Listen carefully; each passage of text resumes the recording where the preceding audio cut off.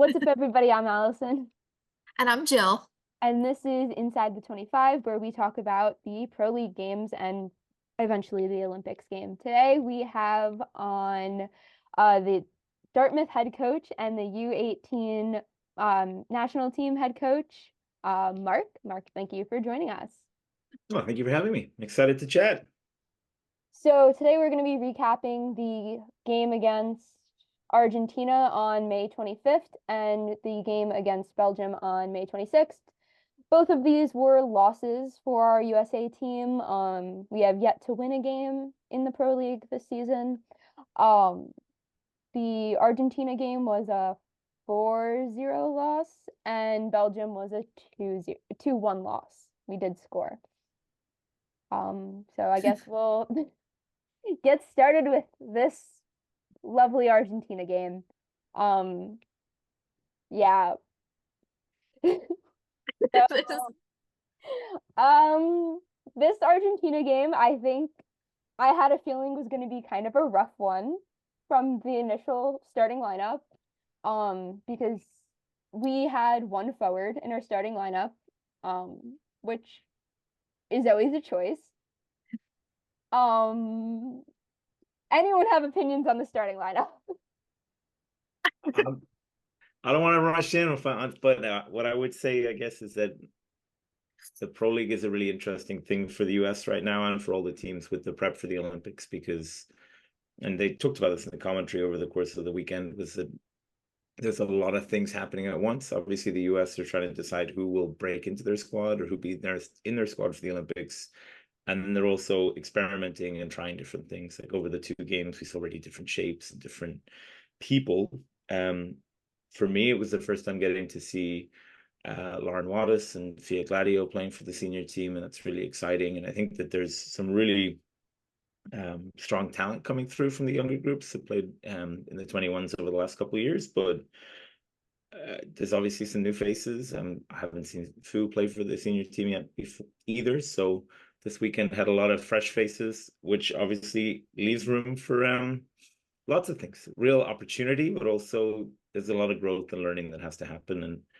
And I think with where they are as a team, they're still quite young. So we're going to see that play out in different ways and the emotions of playing in Belgium and having had some really, like the first two games, having had that real back and forth game with Argentina.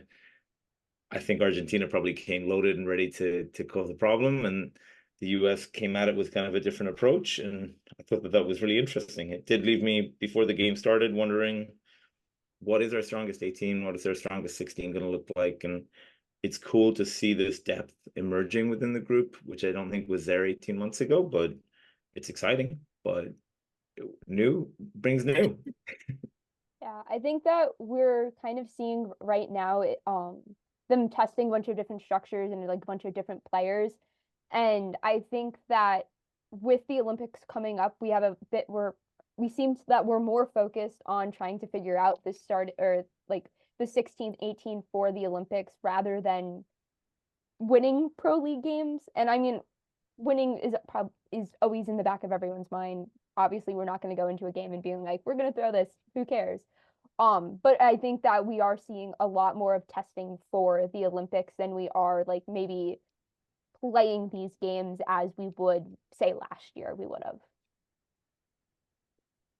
Yeah, I think that's normal. I think we're going to see that for everybody too. I mean, you saw the Belgians, they were saying before their game that they have 10 different people they're trying out up front to figure out who the five will be. But ultimately, no one's going to remember who wins the Pro League this year. They're going to remember who wins the Olympics. And I think something we have to all bear in mind is like how exciting it was a couple months ago when the US qualified. And that was a real surprise. At least, I don't think anyone started the year saying if we don't go to Paris, it's going to be a failure. And now I was talking to some friends of mine the other day about how in American sport culture, if we're going to the Olympics, then we must be winning gold. That's the lifestyle over here. And I think we have to understand that this is probably a cycle early for a lot of these players, and it's really exciting. They're going to get that opportunity, but there's there's a lot of learning that has to happen, and it's been really cool to see that happening. But with that, they have to take the opportunities that they have, and getting games against the world number two don't come easy. And I mean, if you look at who's going to be in our group, South Africa's not getting these opportunities, and that's a game that we're absolutely going to be targeting in the summer. So you got to try things, you got to try people against these people and see who's going to work and who won't. Yeah, I have a lot of conversations with my mom who doesn't necessarily understand field hockey. I don't think she understood it when I was playing, and she definitely doesn't really understand it now. But like we've had this conversation about like the Olympics and kind of our role in it and our standing in it. And like the thing is, looking at the group stage, we're most likely going to come out in fourth, maybe third. And if we come out of the group stages in fourth place, we're playing the Netherlands in the first round. Um, I I feel pretty confident in saying that Netherlands is going to either win the gold or the silver in this Olympics. I think that most people who watch hockey know that. So I think that like honestly getting out of the group stages should be like a very big goal and accomplishment for this team. I think that especially soccer is such a big sport here that, you know, we didn't get out of the group stages for I think it was the World Cup, and it was like, the world was ending. It was the apocalypse. And I mean, yes, I did sit in my room watching those penalty kicks crying because we didn't win. Because I'm obsessed with women's soccer, but that's not the goal for this US team. Like obviously we want to medal and everything, but realistically we're looking more towards 2028 because these girls will have more experience. I mean, I still can't believe that Zimmer got 50 caps yesterday. Like she just Incredible. joined this team. It's really special. And I think, I mean, I remember being at something a couple of years ago when Anthony and Craig were in the coaching staff, and them talking about the value and the like how important experience is for teams who want to medal at major events. And they looked at the average cap in the national team at the time, and it was like in the 30s. And they were saying that like teams that were medaling at World Cups and Olympics were in the hundreds as their averages. And even though I look at this US team and I see players like Maddie or Beth, and I'm like, wow, they're still so young. They're now at 50 caps, which means that in 4 years' time, ooh, we're going to be one of those teams with multiple centurions, like lots of people with lots of experience. And we're going to be doing it in LA in front of like hopefully packed houses of American people who are really good at chanting USA. So hopefully that can be a real boon for us. But I am conscious I have steered the conversation 5 years into the future. No, it's okay.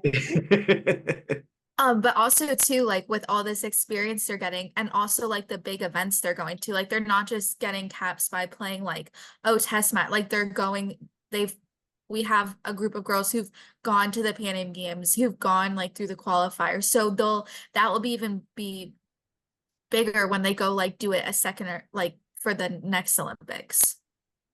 100%. And I think what's really exciting is within the junior teams, we're getting a lot more experience of high quality games with the FIH moving to the World Cup for the under 21s being every 2 years. Hopefully, if we can keep having representation at that, that's going to mean that the athletes breaking into the senior team have had World Cup, Junior Pan Am's experience much more frequently and much more regularly, which will then mean hopefully like that the player getting their first senior cap has probably played 8 to 12 major tournament games before they get that first cap. And that's a huge difference in experience that between the US and the countries in Europe where the geography is so small. Like, our under 18 team played, I think it was 4 games this summer or this March. The teams that we played against will play another 7 or 8 over the course of the year. So there's going to be a huge experience difference, but that's where these moves are going to be really exciting. And I think the cultural work that Passmore is doing with them is making it that people want to be a part of the team and want to stay in the team. And hopefully, I don't think there's many people who are, thinking about aging out or retiring in the coming years. So we should be able to keep the majority of this group together and continue to add in some of those younger talents coming through, which we're seeing make a big difference. I mean, I think Ashley Sessa is one of our most exciting players, and she is what, like 19, 20? That's, pretty special. Yeah, I'm very excited to see Liv Bent Cole like really join in because I believe she played in Pro League last year for maybe a game or two. but I'm so excited to see her play with this national team eventually. I know she's on 21s, but I think like she's just a very special player. And then also between her, Sessa, and Zimmer all being at Northwestern, they'll get experience playing together at the collegiate level, which will really help like bond because well, Zimmer's a mid, but like the bond the forward line especially. So I'm like really excited to see that. Absolutely. All right. So do we want to get into Argentina's goals? The goals. I mean, I don't want to, but But if we have to. so in the Belgium game, the first Belgium game of this series, we talked about how amazing our defensive penalty corner defense was. Once again, this is Argentina game is Argentina side is very good at getting through our penalty corner defense. I don't know what it is about them, but Jenny got nutmegged in the first goal. Um, yeah, there's not much else to say. It just went straight through her legs. There's not really much to add to that. That's what it was. Yeah. Second corner, they had what I call a ping pong corner. I know that probably no one else calls it that, but Coach Sydney at Sacred Heart calls it a ping pong corner, where they do like way too many slips for any reason, but it works because it confused our defense and it once again nutmegged Jenny right between the legs. Um, so I mean, I guess it worked. Well, I think like that it took about 4 replays for the commentators to spot it, but I think that was a little small bit of a defensive breakdown. I think in that situation, that ball that's coming on goal should be left to Jenny. And I don't know who it was, and this isn't a moment for pointing blame, but there was a little touch from the defender that changed the angle. Because the first time I watched it, I was like, oh my gosh, here we go again. But I think that was one of those really unfortunate things because she read it. It looked like she read it really well, like she had her left foot coming out to meet it, and then it just took the slightest of touches. And I'm sure she's just as mad about it as you are, but that was quite a disappointing one, all right. Um, but I think what's really cool is to see still Jenny getting that experience, getting to play against the world number 2, which I think, I would assume the world thinks, and I have to be clear, anything I say on this is just my opinion. I don't have like an insight from like I'm not going to be passing on words from the coaching staff or anything, but I mean, I think Kelsey Bing is one of the best keepers in the world. So for us to be able to go to our number 2 and for it to be small margins is really, really a good thing. But it does unfortunately mean that in these moments that raises questions and people, will start to consider things. But I think Jenny's doing a wonderful job and excited to have that competition in there. Yeah, I think Jenny is at the point where I think Kelsey is just so reliable and we use her in all of these competitions as our number 1 that she's just not as tested as Kelsey has been. So I think that like getting her this experience in Pro League is like so important and just kind of getting her a little bit more tested. Also, I just want to point out how awesome her leg guards look. Oh The yeah. new ones, they're looks so so good. cool. One of my goalkeepers here really wants white leg guards, and I sent her a photo of them, and then she hasn't texted me back. And I've been calling around and I've been like, "You had your chance for the discussion, and we let it go." What's it called? I was like, I don't know how I feel about like white ones because they're gonna get dirty really quickly, but they just look so sharp. I was like, okay, I'm sold. These are awesome.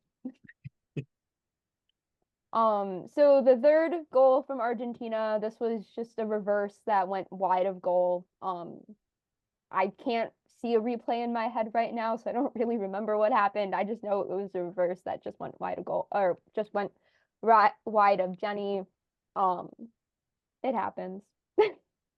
And I'm pretty sure the fourth goal was basically the same thing. I think that we had such a big group of defenders on our like in our lineup and just kind of playing in general that there would be points where we would have like 9, 10 players in our circle and they were still getting shots off. And I think that there could have been a bit of like a lack, I don't want to say a lack of communication, but when there's so many people in the circle and so many playing defense, you I think the roles kind of got a little like the roles broke down a little bit and it might have caused like some of this like lapses in defense because there was just too many players playing defense at points. I don't know if you guys have an opinion on that.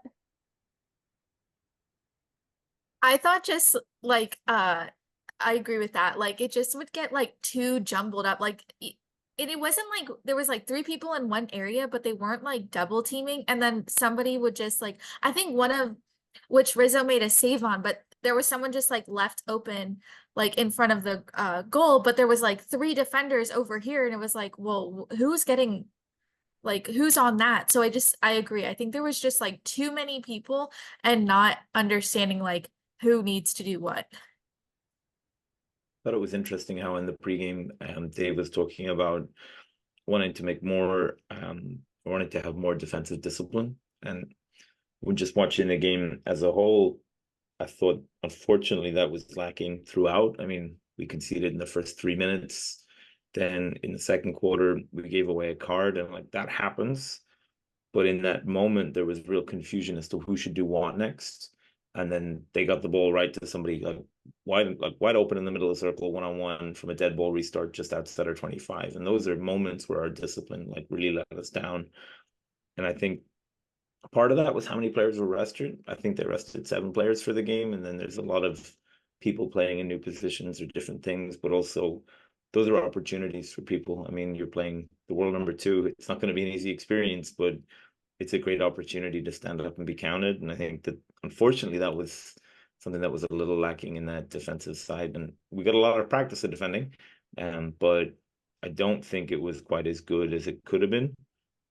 Argentina are obviously very dangerous with their aerials, and we didn't manage those wonderfully throughout the game. But I think a lot of the game was spent defending, and that's been something that's been a strength of ours over the last 6 or 8 months, but wasn't so much so this weekend. Yeah, I think that we kind of got caught a little bit on our on the back foot where we were like so in such a defensive mindset that if we got a chance to go forward instead of going forward, we were back passing or I know they did it more in Belgium, but they did like this little I think it was Jill did like a little drop step that like she would just pass it like maybe a couple feet behind her to another player. And I think that we just kind of got stuck in our back. And I mean, Argentina also has a very high press. And I think that Argentina is very good at pressing. But I think that we just weren't really able to get the momentum to break through lines. And I think that a lot of the times, if we were trying to, it was maybe an aerial that I'm going to say that we're not the best at receiving aerials. I mean, I don't honestly know many sides that are good at receiving aerials because I think that some of the reffing on it is a little inconsistent. I'm just saying. But what's it called? I think that if we were trying to throw an aerial, it wasn't really working, or we have a tendency to like hit these giant balls down the center of the field. And with a team like Argentina, they're gonna collapse in on that ball and get it. We were making kind of like easy turnovers. So I think that maybe playing out a little bit more to the side or like I don't really know what to suggest in those situations because like their press is so good. But I think that we were kind of getting a little flustered and just throwing balls to places that had no players or weren't necessarily the smartest choices. Yeah, I think we just stayed on the ball a little too long. I mean, if the moments where we looked the most dangerous were in those really quick counterattack situations and where we were able to get consecutive forward passes. And in those moments, I was like, wow, this is great. I mean, right after the second goal that was scored, we had a really direct counterattack. We got great pressure up the field, and it came just from being direct and playing just forward and going at speed. And I think if you think about American field hockey, those are words we talk about a lot: forwards and speed and like hustle. And I think that those are things that are really like strengths of this team. But that comes from us pre-scanning and us knowing what we want to do before we get the ball. And when we didn't look as good against Argentina, it was when we were dwelling on the ball too long. We'd get the ball and we'd be trying to take people on in 1v1 situations or 1v2 situations, or dwelling on it, looking for our pass after we receive the ball rather than knowing our exit. In those moments, I mean, the Argentinians really hunt aggressively. They back tackle. They're fast. They're fit. That really, there was something that like my trying to think of like things to talk about in this, and that was a real standout to me was that the the Argentinian forwards back tackling was coming like over the 50 all the way back to their 25, real aggressive pressure on the ball carrier. So even if we did eliminate, there was never a moment to get your head up. So we only looked, or we looked our best when we released the ball quickly and we didn't hang on to it, but those dwelling on the ball moments really hurt us. One of the things they said on the commentary about how the decision making skills just need to like come a little faster. So it kind of goes off that, which is like holding on to the ball a little too long. And it felt like either like sometimes when they would have opportunities for passing, there wouldn't be enough oomph on the ball to get it who they wanted to, or there'd be so much oomph on the ball that it was like so out of the person's reach that it was just then another turnover. So there was no kind of like good in between. And I feel like one of their best chances, I think either in the first, when they were driving in the circle and Hoffman sent that ball in, and it kind of like took a little weird bounce, and Grego was like kind of coming and sliding, but it was just out of reach. And then it was just another turnover. Can I make a suggestion that between now and the Olympics, you find a way to have an oomph meter? Because I think that would be a wonderful addition to like, where is the oomph level of the passing in today's game? I like that. I like it. Yeah. Something that I always like would talk about at Sacred Heart is like you need to know the speed of the player you're passing to. And I mean it's hard to tell, but like especially on an American team that's known for our fitness, we're known for our speed. And these players train together very consistently. There's a point where you kind of know like, okay, if I hit this ball, if I whack this ball, who's going to be able to get to this ball? Um, and I think that it's a little like I think that some of the players who were on this like in this match specifically weren't players who were at the qualifiers or were at the Pan Ams. I know trying to think Meg, I can't think of how to say her last name. It used to be Rogers. I always say it Oh, wrong. Gonzalez. Yeah. I know Fuzine wasn't there, Fia, Lauren Wattis. Some of these players are either newer to the group or they weren't at like those key tournaments. So I'm like I wonder if there's just maybe a little bit of less chemistry on some of those like between those players that they're not as like used to playing with each other. So when they like hit a big ball, they're thinking like, oh, like, Ashley Sessa would get to that ball, but Ashley's not playing in this game. Or, I mean, Maddie Zimmer is probably as fast as they come. Like, if Maddie gets on the ball, we know something's going to happen. But maybe if it gets to another player, they're not as creative with just running and creating space out of nothing. I literally don't know how Maddie does it. She just kind of goes. It's kind of insane. I think you're spot on. I think that rhythm and that flow and that chemistry takes time. And like, I mean, I think Wattis and Fia were added to the squad, what, like a month ago? So it's going to take a little time for them to adjust. I mean, one of the things that we're seeing is the US are getting faster and faster with every phase of gameplay that they're going through. And that's great for the athletes who've been centralized. But I mean, for the athletes coming out of college, they finished their season in October, maybe played in the Pan Ams, and then suddenly, or in the Junior World Cup.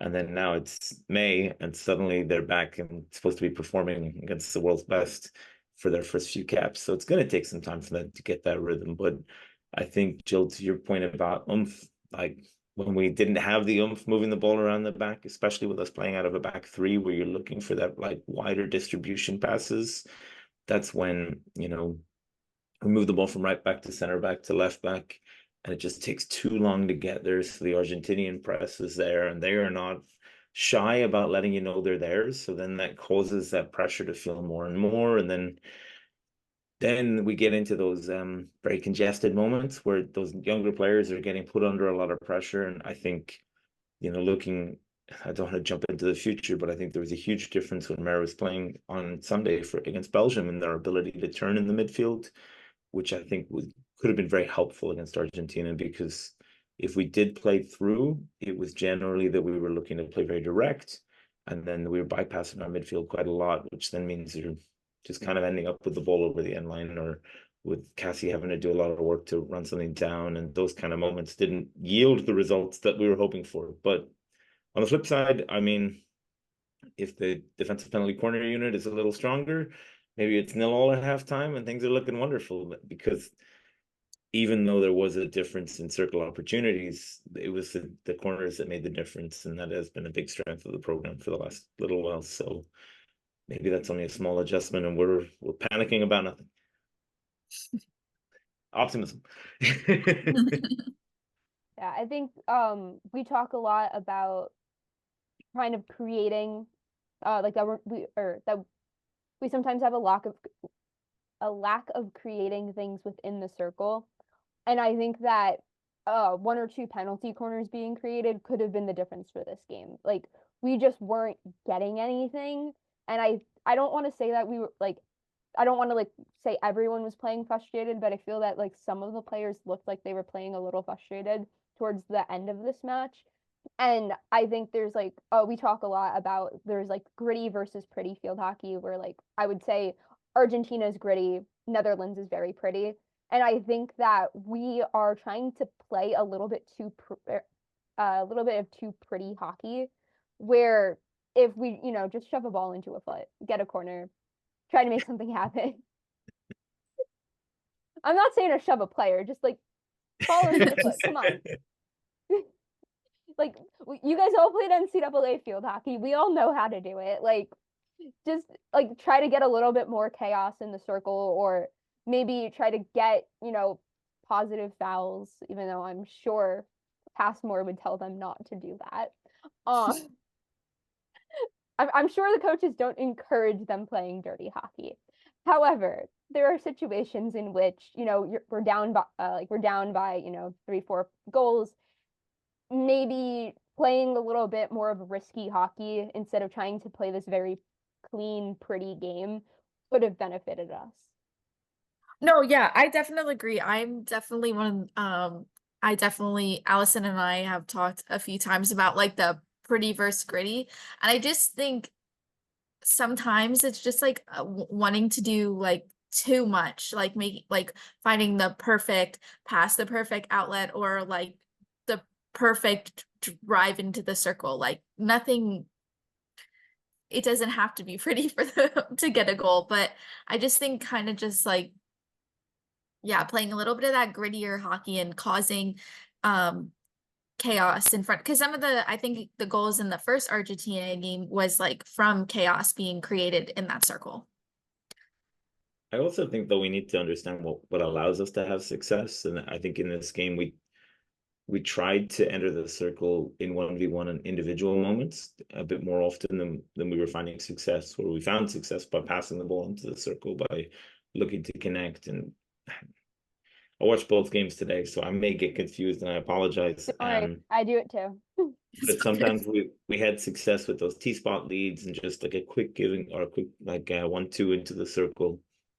And what I was finding is that watching it, we'd end up in congestion near the top of the circle and feel, hey, it's my job to like muscle my way through here. And unfortunately, like at this level, you're not going to manage that 9 times out of 10. So that's when we're going to get into that turnover. And then that's, you're 84 yards from your goal. You've done all that hard work to get there, and now we got to turn around and we got to do all that hard work back. And generally, Argentina aren't taking their time to get it back up to our circle. They're there pretty quickly, so that's a lot of work. So I think that then plays into this feeling of like, we're gonna slow it down here, try and find that pretty option, because this grittiness of running up and down the field is starting to tire us out. And I think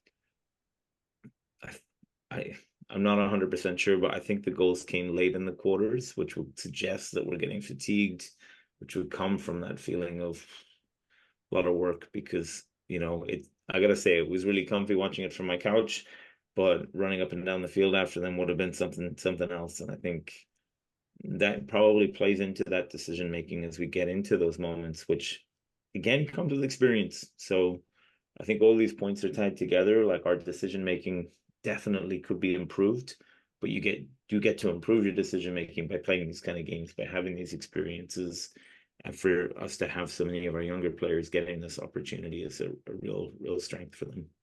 And it's a great sign for them as they continue to push for selection for the Olympics and moving forwards. It was hard to find it. Okay, I went with Grega just because I think Grega between this game and the other Argentina game, like I think Grega was playing very well.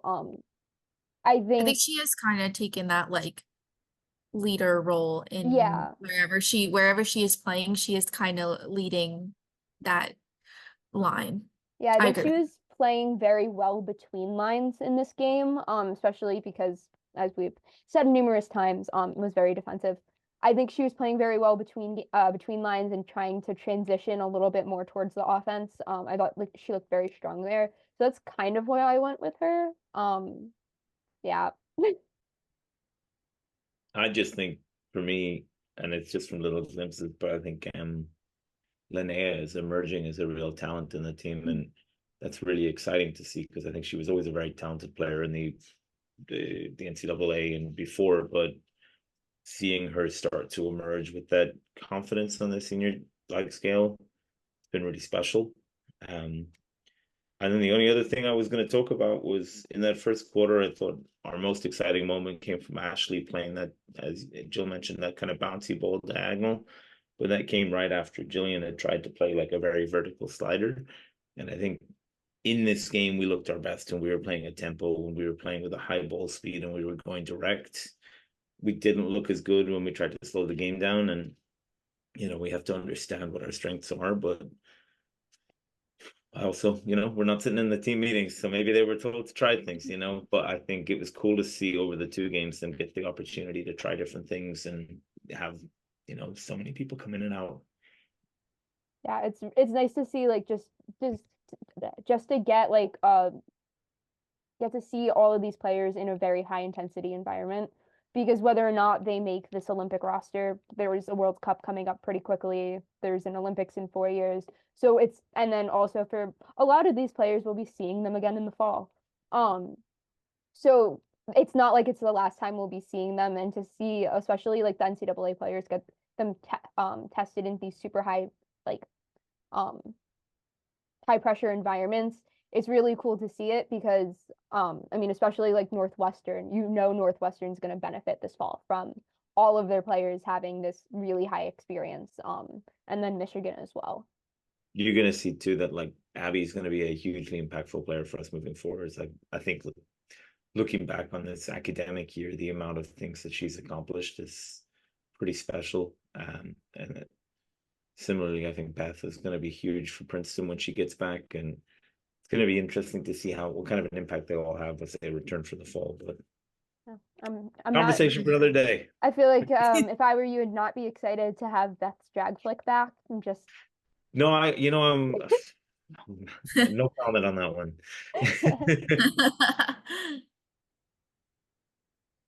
So now we're going to start the Belgian game, which was 2-1. All goals came in the first quarter, and this was a much better game. A lot easier to watch than Argentina. So the first goal was scored by the USA, which I feel like we haven't seen the USA get on the board first recently. I know we talk about how we're not necessarily a team that does well coming with comebacks, like winning from games down, but I also don't remember having seen this team score first in quite a bit. But this was like a beautiful run in from Zimmer. Just Zimmer's so good, so fast. I need to know what that girl's like 100-yard sprint is. I want to know what she gets on the run test at the beginning of the year. Just for general knowledge. Linnea did a nice reverse. I think it went like straight into the corner. It was a very like it was pretty hockey. It was beautiful goal. I was screaming. This game was at like what 8 something. It was a little early, I a woke up little my later. brother. It was okay. He was not happy, but I was happy. Uh, but I just thought that this was like really like a really good start for the USA team, and I think you could also see until that second Belgium goal was scored, it gave our team like you could kind of see the energy that came with it. I think especially after the Argentina match, We just looked like we were a lot more energized, and I mean we also had a lot more fresh legs because a lot of our players had 2 days of rest. Um, but I think we just looked like we had a lot of like energy and oomph after this goal. Absolutely. I have to echo everything you said about the quality of the goal. I think the way Maddie kind of used body weaves to create space for herself was really special. She like just before she cuts in to attack the circle, she sells a fake that the girl, took about 17 extra steps to go and intercept, which really opened up space for Linnea. And it was just such a positive, exciting start to the game. And I think Maddie was released in that moment a couple of times throughout the course of the game where she just looks so dangerous, and I think is going to be a real weapon for us. Like she's just fantastic out there in the wide space. It was great to see that overlap come up, and one of the things that I was jotting notes as this was happening was like after that we started to see the US play with a lot more freedom and creativity, and one of the things that kind of stuck with me was like late in Yannika's time. I remember watching the Pro League games and seeing the US sit off and play a lot of half court defense and not try and take the game forwards. And I think it's a real credit to Dave and his staff that we're starting to look a lot more threatening. And I think that's been a real positive shift. Our defending is, even in this game, we were quite compact, quite deep, quite hard to break down, but but then we looked a lot more dangerous in transition, a lot more dangerous on the attacking end than we did against Argentina. And I think what's cool is in early 23, we started to see the diagonal aerial into the circle becoming a real like emerging thing in the men's game. And then it started to filter into the women's game. Obviously, we played against Argentina the day before, and they, I think, are the queens of the aerial, them and China in the women's game. But then seeing the US start to use that start to be something that we try. I think over the course of the game, we tried it a couple times, and it didn't all work. But like, if you think about the difference between watching an NCAA game and the number of times you see people try and chuck the ball into the circle, it's not very high. Whereas if you're watching, say, the Hoofdklasse or the top divisions across Europe, it's going to be a really regular thing. So seeing these modern trends emerging in our national team is really exciting, considering they're not playing as often. They're not as involved with the modern game as these other teams are. And I think that's a huge credit. Clearly, we still have a bit of work to do in our zonal defending. But I think there is huge positives and really exciting things to be seen in this game. I said today because I watched it today, but apologies, it was yesterday. This And I is don't know probably when getting this is being uploaded. released. This is maybe tomorrow. I don't. I never know when these videos are going up. As long as it's up before the next game, that's all that matters. I think that like on our team, Hoffman, although she didn't play in this specific match, Hoffman tends to be the one to do the aerials more than everybody else. And I think that like she played overseas for a while. She played in the Netherlands, and I kind of wonder if whether or not she picked that up, and then also like her drag flick specifically, the way she does it, if that's something that she picked up from playing overseas. Because I know Beth spoke to us about that she learned how to do her drag flick from a YouTube video, um, which I'm going to guess was probably someone who was Dutch doing the tutorial, because that's most of the tutorials that are on YouTube. Um, so like I'm gonna guess that Beth learned hers from a Dutch player. And I wonder if Hoffman also learned kind of her aerial skills from Dutch players. I know when she played like her senior year at Carolina, like I was like 2017, 2018, she kind of like started using the aerial a little bit, but now like it's a big thing in her repertoire. But I wonder if she like really like to use it as much often as she does when she was over in the Netherlands. I think it's become a much bigger part of the game in the last 7 years. I think I only work in women's hockey, and I have a tremendous like love for the women's game, but there are certain things that have emerged in the men's game and just kind of taken root there sooner. And the aerial has definitely been around and have been a bigger part of the game. But I think in the last well, in Tokyo, it was huge for the Argentinians. I think they do it better than anyone. Like, those things, they're touching rockets as they throw them. But I think, I think it's becoming a much, much bigger part of the women's game. And I also think it's being used in really different ways. And I think if you look at the US team, obviously, as you said, Ashley is one of the girls who uses it the most. I think Beth started to throw a couple over the course of this game. I think it's one of the things that makes Sessa so exciting in the midfield is that she'll throw them from like a little higher up the field. But I think it's cool to see that that's diversifying and it's not just, oh, the left back on that team has it, that it's a much more common skill. And I think, for any of your younger listeners, it's something that I definitely think should be growing in the game here in the US. It's one of the few quote unquote like fancy skills that you don't need to be on a great surface to try. You can go out in your back garden, assuming your parents approve it, and you can be chucking aerials all day. Like that's not something you need to be on a turf for. You could be doing that wherever. And I think it's something that's the game is moving into such a 3D version that having that ability is really invaluable. I saw it was I think it might have been Ryder. It was like 2 or 3 years back. They used an aerial, I think, in a corner. So the player, like on the player at the top castle just like aerialed the ball in. And I remember scouting that corner and just being like, first of all, is this legal? But watching it and the player who hit it in, I want to say was Spanish. And I was just like, this is like such a cool skill. And also like it's given that the refs call it, right? It's such a hard skill to defend because there's not really much you can do with that skill. Um, so like I think that if we could see some variations of that, I would be kind of deathly afraid of defending that type of corner, but I don't play anymore, so I don't have to worry about it. Um, I and actually saw it in a high school game this year. They did that play on a corner, and I was like, "Wow, I like that." But like you said, so hard to defend. But I also noticed, like in when throughout the high school games I covered, just such the inconsistencies of how they call the aerial. Like I love the addition of the aerial, but I just like all the refs just need to get on the same page because it's like, oh, that was a really awesome aerial ball, but it just got blown dead. yeah, I think we have a little bit of inconsistent umpiring when it comes to that. And I mean, like, I'm not taking it out on the umpires. Like, Oh no. it's hard to call. Yeah. But I think that if we kind of maybe standardized it a little bit more, it would make it kind of more of an appealing skill to a lot of players because I know personally like I know some players who wouldn't throw them just because they knew the ball was probably going to be turned in the other direction.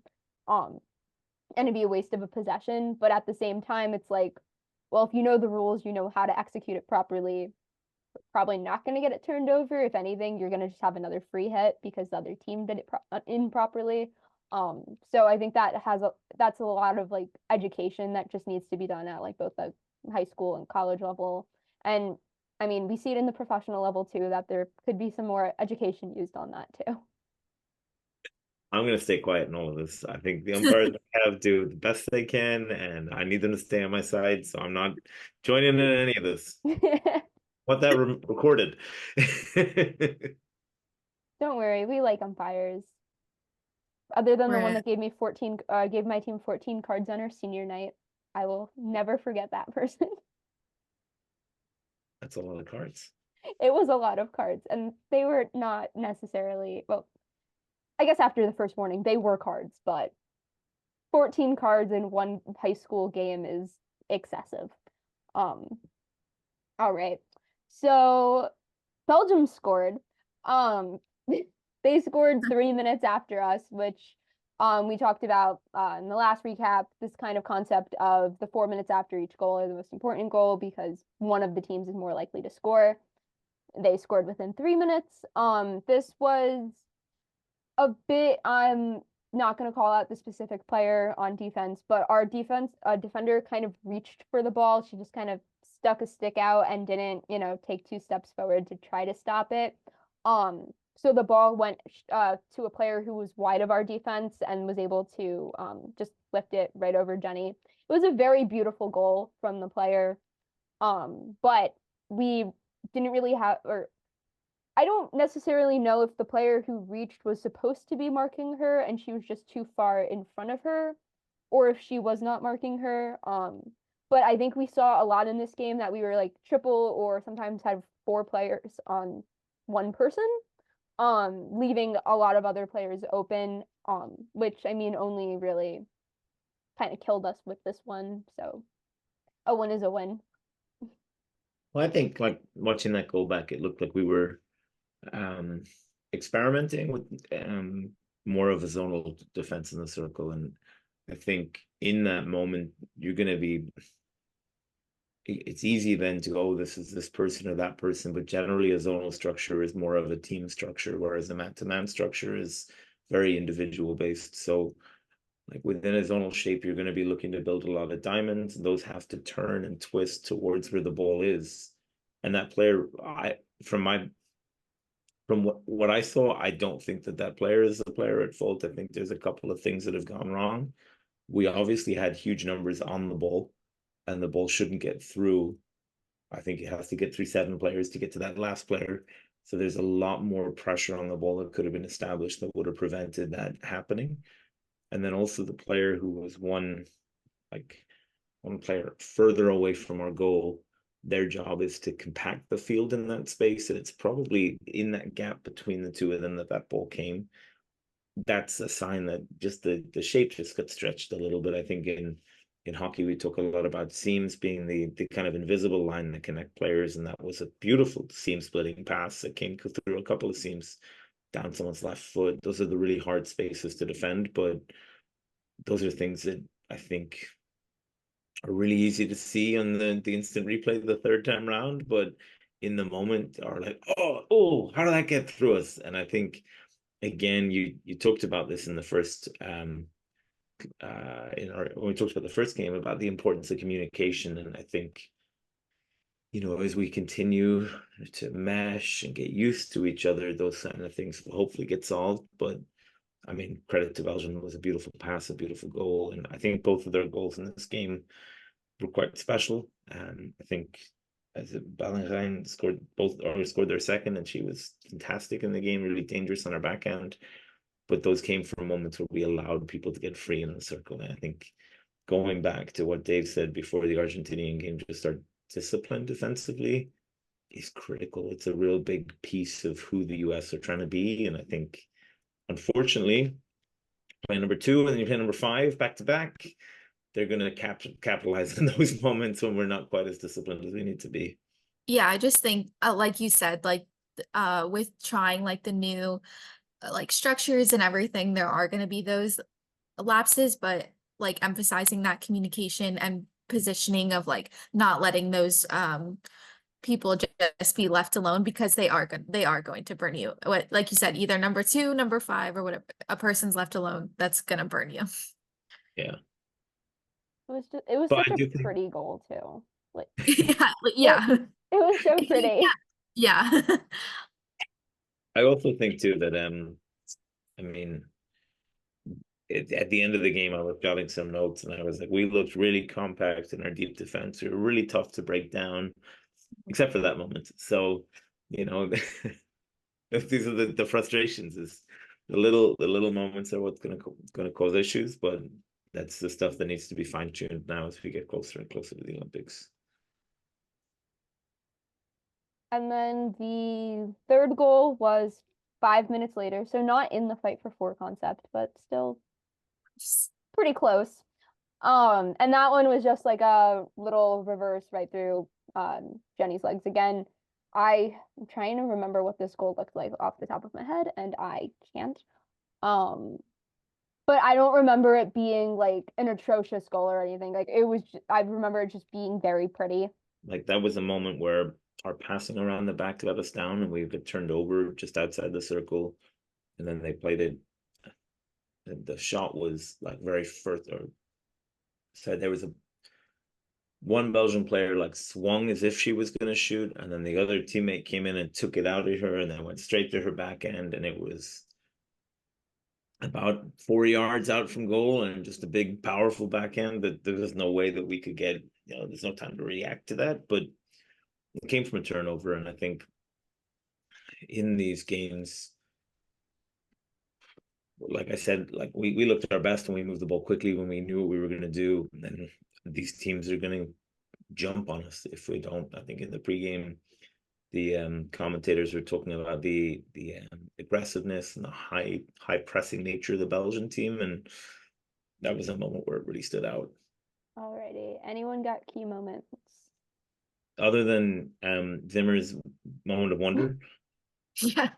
I would say called like Zimmer, because they had Zimmer in a like I think she was supposed to be on the defensive line, although I don't really.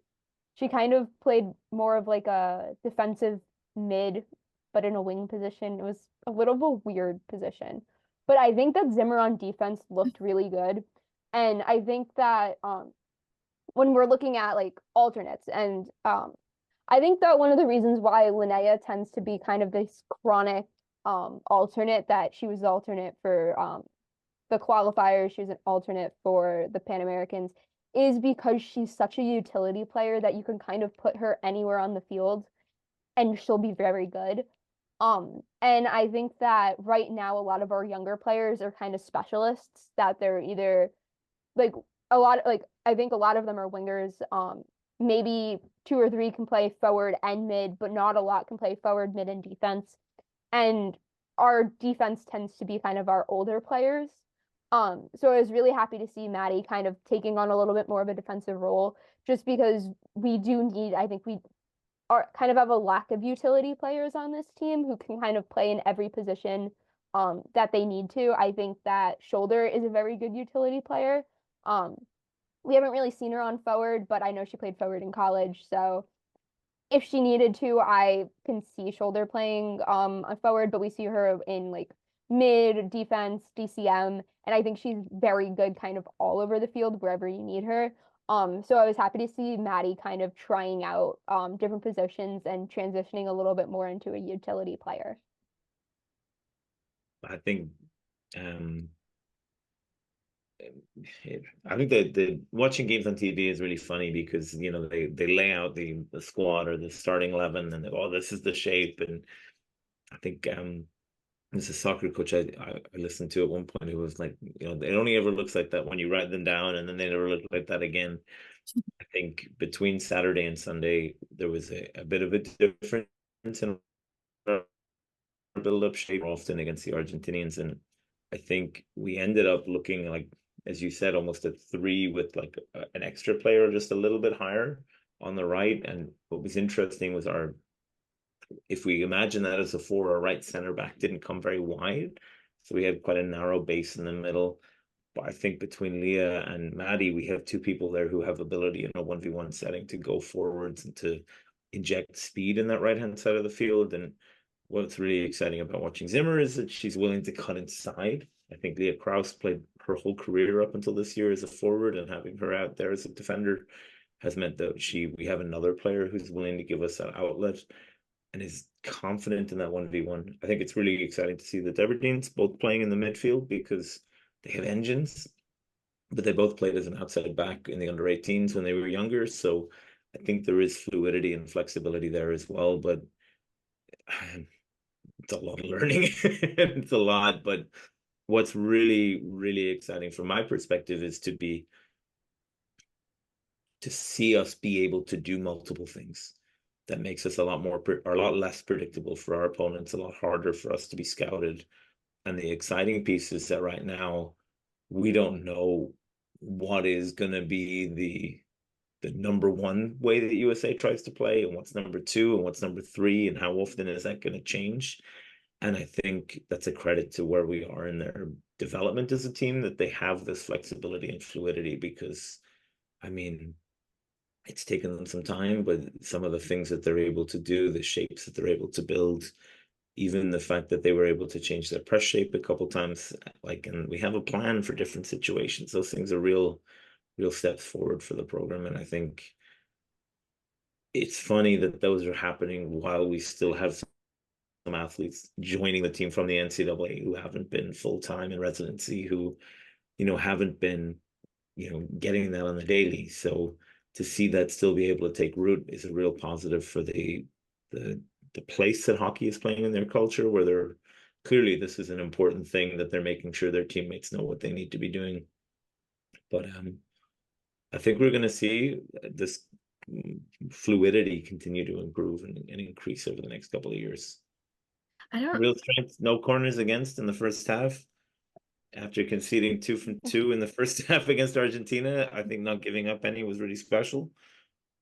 I think that it was or like I was very happy with the decision that they left Jenny in for the entire match, especially that we had gone 2 down, and we are in this point where we have 4 games left. I don't think we're qualifying for the Pro League next year. Like I do think we're going to get regulated out. So in a spot where it's a 2-1 game and like there are points on the line, I was kind of happy that they let Jenny just play and let her get tested instead of kind of being like, oh, we're gonna throw in like old reliable and put Bing in and just kind of pray that we get the offense and whatever. I was happy that they let Jenny stay in because I know in Pro League last year, I think we were switching at halftime our goalkeepers, or at least it might have not been Pro League. It might have been test matches last year. The games blur together. There's a lot of them. But I know that at one point we were switching at halftime. So like Jenny would play one half, and Bing would play the next half, or Kelsey would play a half. So I'm happy that they just kind of let her play the full game, even though Bing was suited up on the bench. They just let her play and get her experience. Because I think it would have been very easy for them to be like, hey, like we trust Bing. It's a 2-1 game. It's a tight game, especially after the performance against Argentina. Let's just throw in Bing and yeah. I also think it's a credit to them that they went for it at the end and pulled the keeper. When in that 2-1 down situation, it would have been very easy to be like, "Ooh, we don't want to let any more goals in. Let's keep our keeper on and shut down shop." And this looks like a relatively decent result, but to go for it, and I think they even created a couple of opportunities. Like, while it's frustrating, I thought we had a lot more opportunities against Belgium than we did against Argentina, and I think that's great to see.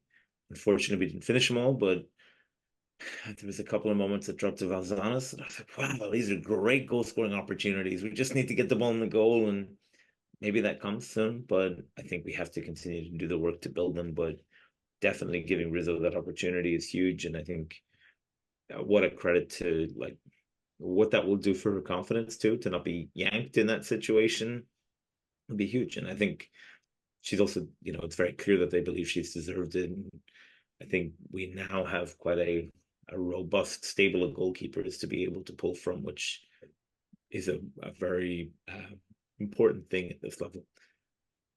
Yeah. As much as I can't wait to see Annabelle Scoobish on the pro level, like we're very good on goalkeepers, and like can't wait to see Scooby playing on the national team if that's what she wants. But I like what's it called? Northwestern's playing Princeton at Princeton, and I'm like, I'm going to that game because that's the closest we're getting for right now. And I need to see it. But yeah, I think I think our goalkeepers, and like we don't really talk about Kelsey as much because she is kind of the third string. But I think our goalkeepers are very good. I think Bing is a world-class goalkeeper, obviously with the FIH nomination last year, although she didn't win. She should have won. I just think we don't have enough American fans voting, compared to other countries. Is that what motivated you to start this, to get the fans going for Kelsey? Yes, absolutely. It's really a Kelsey Bing appreciation podcast. Her and Beth's drag flick, the only goals of this podcast, get an appreciation. I mean, it was a much better performance than the 5-1 game in the opener of the series. I think that we looked a lot more composed.